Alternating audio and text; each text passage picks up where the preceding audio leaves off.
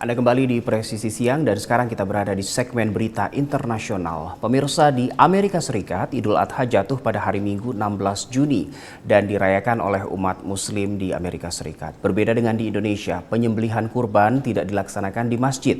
Kita saksikan informasi selengkapnya oleh jurnalis VOA Valdia Baraputri. Salat Idul Adha di tempat saya melaporkan di Imam Center atau yang lebih dikenal sebagai masjidnya komunitas atau diaspora Indonesia ini dilaksanakan dalam 3 waktu yang berbeda pada pukul 7 pagi, 9 pagi, dan 10.30 pagi. Hal ini dilaksanakan karena meski dikenal sebagai masjidnya komunitas atau diaspora Indonesia, jamaah dari Imam Center ini beragam atau berbagai latar belakang dan dari lokasi yang berbeda-beda. Sehingga 3 waktu sholat ini diperlukan untuk bisa mengakomodir semua jamaah. Namun yang menarik di Imam Center tahun ini semua kurban dilangsungkan di Indonesia. Tahun ini alhamdulillah semua kurban kita kirim ke Indonesia berjumlah sekitar 56 dan sebesar 9.900 kurang lebih seperti itu dolar. Oh, 9.900 dolar. Ya, biasanya kita kan ada pilihannya dikirim ke Indonesia, ke Palestina, sama potong di sini. Nah, untuk tahun ini kita nggak ada pemotongan di sini karena kebetulan orang yang biasa kita kerjasama lagi sakit, habis operasi, jadi tidak ada yang menghandle. Jamaah Imam Center membeli kurban secara online, kemudian dananya digunakan untuk membeli kambing atau sapi di Indonesia. Pendistribusiannya juga tidak kalah menarik karena tidak hanya di Indonesia saja, tetapi juga di Palestina bersama dengan organisasi yang bekerja sama dengan Imam Center. Menurut jamaah yang saya temui hari ini, mereka memilih cara yang seperti ini. Saya di Indonesia, tahun ini saya salurkan ke Palestina. Sana sangat membutuhkan, ya saudara kita di sana banyak yang membutuhkan. Sementara untuk perayaan Idul Adha sendiri tetap ada sesi memanggang daging, meski yang dipanggang bukan daging kurban. I'm cooking tandoori chicken, hot dogs, and some shrimp, fish, and French fries. But no, this is not kurbani because we all gonna slaughter tomorrow. Ada juga jajanan dan makanan khas Indonesia yang bisa dibeli setelah sholat. Demikian laporan saya dari Maryland, Amerika Serikat. Saya Valdia Baraputri dan tim VOA. Tahun ini sekitar 2 juta umat Islam dari berbagai negara di dunia menunaikan ibadah haji termasuk jemaah asal Amerika Serikat. Dahulu jemaah dari Amerika Serikat hanya perlu mengurus ibadah haji lewat agen wisata atau biro perjalanan haji. Tapi kini prosesnya dibuat online. Lalu bagaimana prosesnya? Dan berikut kita simak laporan Yuni Salim dari VOA. Menginjakkan kaki di tanah suci dan menjalankan rukun Islam yang kelima menjadi impian bagi banyak orang, termasuk 3 muslimah asal Indonesia yang tinggal di Amerika Serikat. Ake Pangasuti kini tinggal di San Francisco. Terharu, tiap hari nangis. Mata pada benar interview. Jadi ternyata benar ya, yang apa kata-kata orang bilang, kita tuh tamu Allah.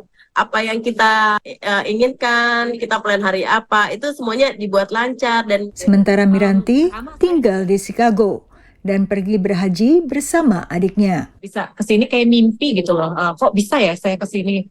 Saya emang udah 2 tahun terakhir pengen gitu, tapi nggak tahu gimana caranya. Kok alhamdulillah saya bisa pergi, kebetulan juga. Ketiga sahabat lama yang kini tinggal di kota yang berbeda ini bersyukur tahun ini bisa menunaikan ibadah haji. Meski di grup dan paket yang berbeda setelah tertunda akibat pandemi COVID dan harus melewati sistem pendaftaran yang baru.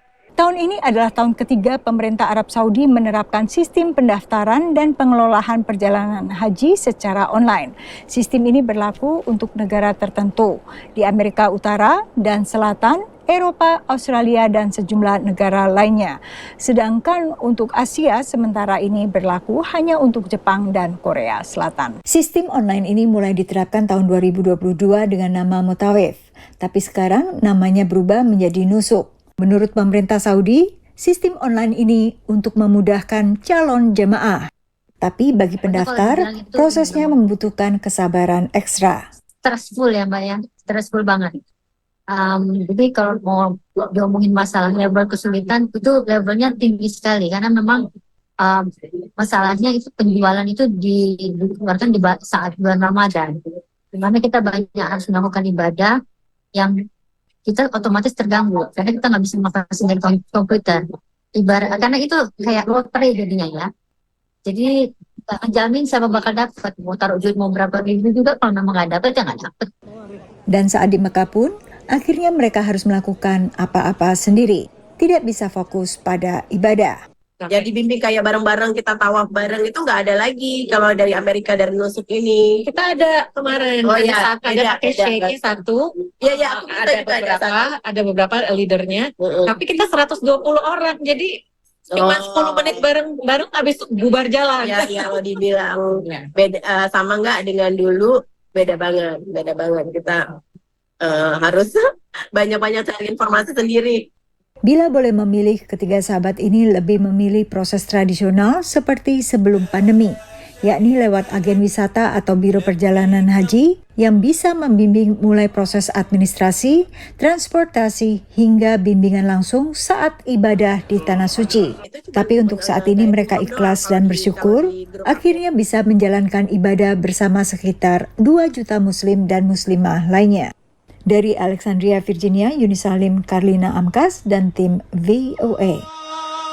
Kita masih di negeri Paman Sam, seniman dan pekerja kreatif lainnya di Amerika Serikat mengatakan karya mereka telah digunakan untuk membangun industri AI generatif bernilai miliaran dolar tanpa kompensasi. Keadaan ini bisa berubah dengan usulan RUU di Amerika Serikat yang akan memaksa perusahaan kecerdasan buatan atau AI mengungkapkan sumber mereka. Kita simak laporan Valdia Baraputri dari VOA. Pekerja kreatif Carla Ortiz mendesain tokoh dan adegan untuk industri film dan TV.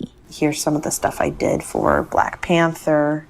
Carla disukai oleh klien karena keahlian dan gayanya yang khas. Ia terkejut saat mengetahui bahwa perusahaan generator gambar AI ternama dilatih menggunakan karya seninya dan sekarang sedang mensimulasikannya. It's really egregious. Especially because this is now like an overnight industry that's like billions of dollars competing in our own markets. Banyak sistem AI generatif dilatih menggunakan sejumlah besar teks dan gambar yang dikumpulkan dari internet tanpa izin atau sepengetahuan pemegang hak cipta. Ortiz adalah salah satu dari banyak pembuat konten dan pemegang hak cipta yang menantang praktik ini dalam serangkaian tuntutan hukum terhadap perusahaan AI. Perusahaan AI berpendapat bahwa mengambil data yang tersedia untuk umum dari internet adalah sah berdasarkan ketentuan penggunaan wajar atau fair use dalam Undang-Undang Hak Cipta AS.